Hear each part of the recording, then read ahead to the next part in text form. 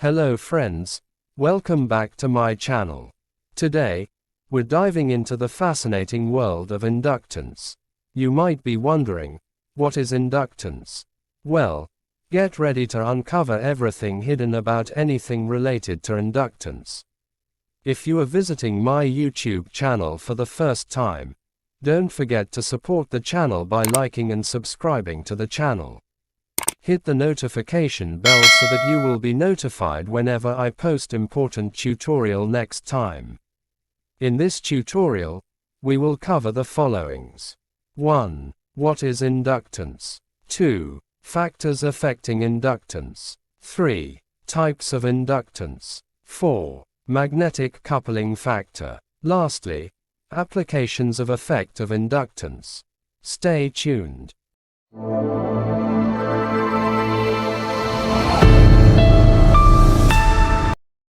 Before I start, it is important to know that electricity generates magnetism, and conversely, magnetism can induce electricity. This fundamental relationship underlies many electrical and electromagnetic phenomena. This phenomenon shows that electricity and magnetism are inseparable in nature. This is the secret of inductance. As you have understand this, let's proceed. So, what exactly is inductance? When electric current flows through a coil, or conductor, magnetic field is created around it. The nature of this field formed depends on nature of the current that produce it. If it is a direct current, the field will be a constant field, producing constant magnetic flux around the coil. But when the current is alternating current, it creates alternating magnetic flux around the conductor. This alternating magnetic flux in turn produces current that flows in the opposite of the original current. This current is called eddy current. The eddy current is formed to oppose the changing nature of the alternating current. This inherent property of opposing the alternating current is called inductance. Pay attention. There is something to note here. Inductance is a property that manifests only in the presence of alternating current. Since direct current flows at a constant rate, it does not induce inductance. Inductance requires a changing current, which is characteristic of alternating current, not DC. Now, let's look at factors affecting inductance.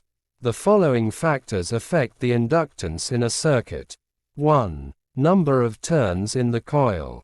Increasing the number of turns in a coil enhances its inductance.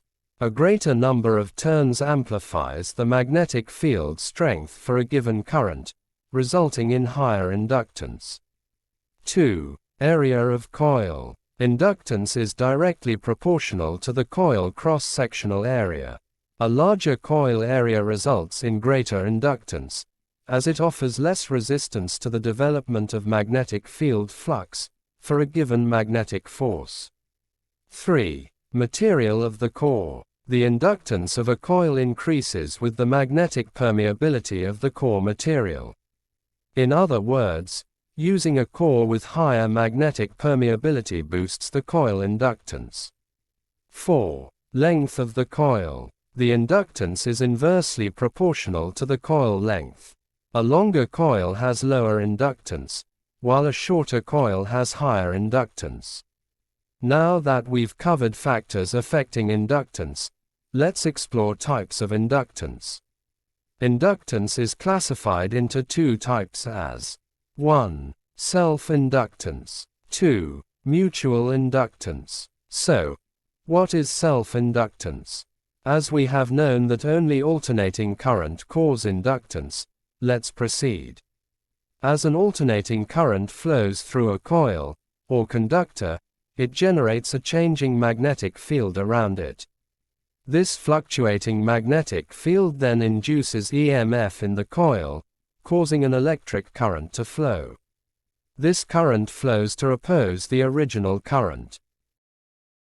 This is the same thing we discussed earlier in inductance, but look the whole concept here.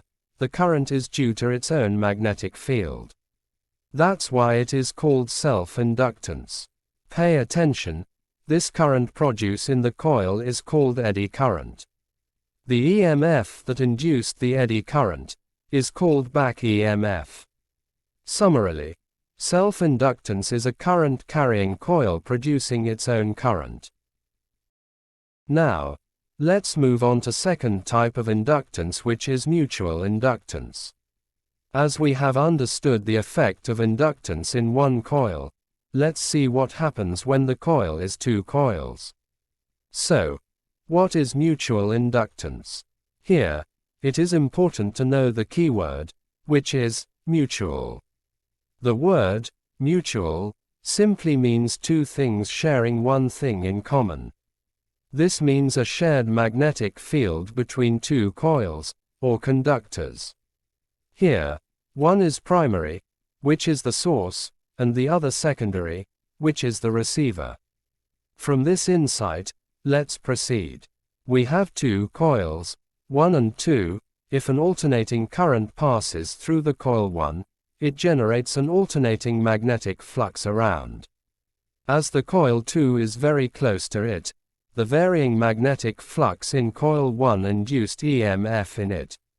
This phenomenon of inducing EMF on coil 2, as a result of alternating magnetic flux received from coil 1, is called mutual inductance. Note that if the two coils are not very close, there will be no induced EMF in coil 2.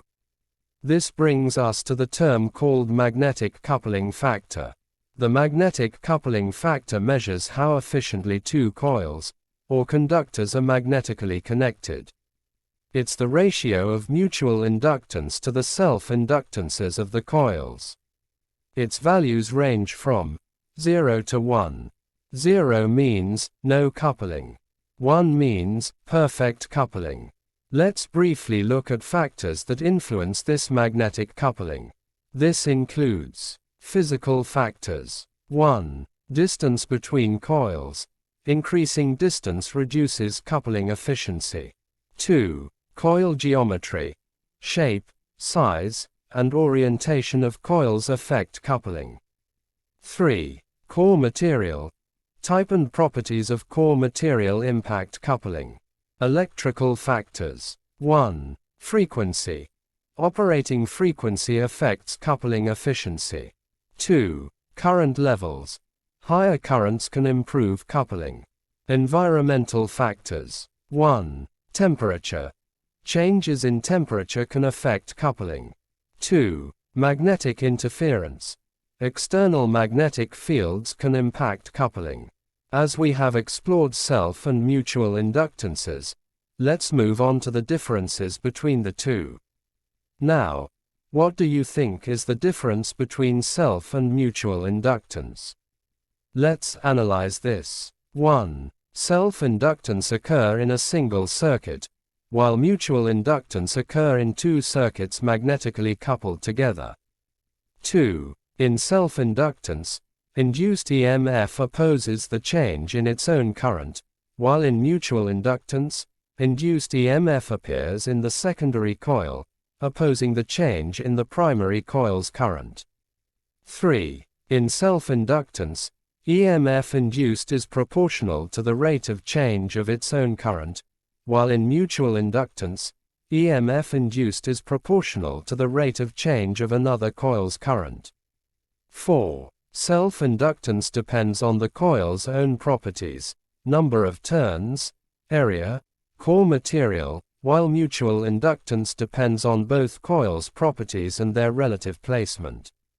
5. Magnetic coupling is significant only for mutual inductance.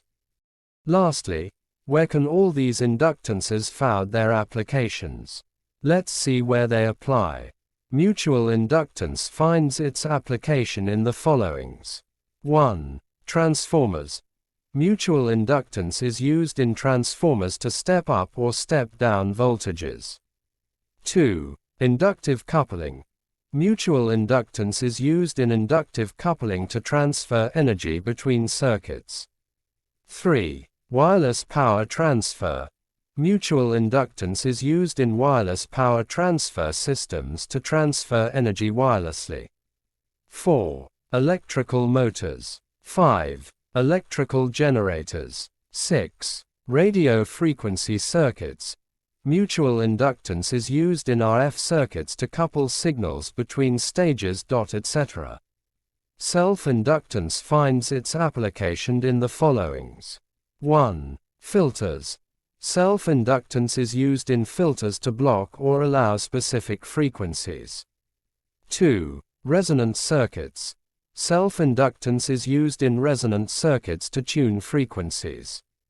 3. Inductive sensors. Self-inductance is used in inductive sensors to detect changes in current or magnetic fields. 4. Motor control. Self-inductance is used in motor control circuits to regulate speed and direction. 6. Power factor correction. Self-inductance is used in power factor correction circuits to improve efficiency. 7. Induction heating. Self-inductance is used in induction heating applications, such as metal melting and heat treatment. Etc. In summary, inductance is a fundamental concept in electromagnetism that describes the property of a conductor, or coil, to oppose changes in current. It has various applications and is an essential concept in electrical engineering and physics. That brings us to the end of this session. If you found this tutorial helpful, don't forget to hit the like button, subscribe, and ring the bell for more insightful content. As always, feel free to share your questions and thoughts in the comments section below. Thank you for watching, and I'll see you in the next video. Stay safe. Goodbye.